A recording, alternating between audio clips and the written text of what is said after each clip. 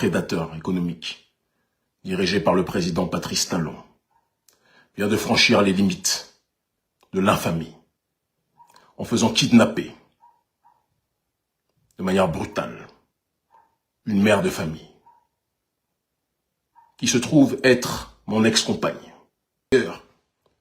En restant au pays, malgré les désaccords politiques, elle a fait le choix, alors qu'elle aurait pu aller n'importe où ailleurs, de rester au Bénin et de fêter la fin d'année avec les enfants au Bénin, quand bien même elle sait que le père de ses enfants est en tension avec votre régime. Elle a fait ce choix-là parce qu'elle pensait naïvement que vous n'étiez pas aussi fou pour persécuter une innocente sous prétexte que vous êtes en tension et en guerre politique avec le père de ses enfants.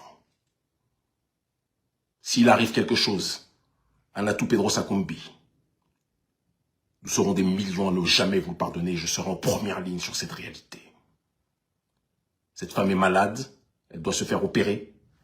Son pronostic vital est engagé. C'est sur cette question-là que vous devriez vous préoccuper. La relâcher parce qu'elle n'a aucune information sur moi, comme je vous l'ai dit, nous sommes séparés.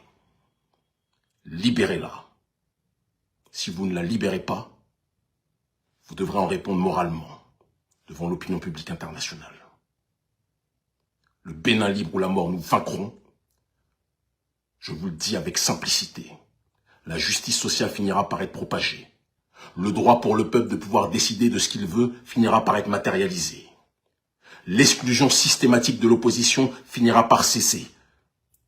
Nous ne sommes pas et nous n'accepterons pas d'être éternellement sous votre dictature. On ne peut pas le tolérer. On ne peut pas l'accepter. Même Macky Sall, lorsqu'il persécutait Ousmane Sonko, même Macky Sall n'a pas fait arrêter la femme ou la mère des enfants, ou l'une des mères des enfants d'Ousmane Sonko. Même Macky Sall.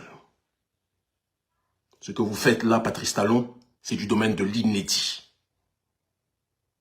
S'il arrive quelque chose à la mère de mes enfants, qui a décidé sciemment en son âme et conscience, alors qu'elle pouvait rester en dehors du Bénin, de rester au Bénin malgré les tensions politiques qui existent entre vous et moi, parce qu'elle s'estimait qu'étant apolitique et n'étant plus avec moi a fortiori, elle n'avait pas à être ciblée ou persécutée par votre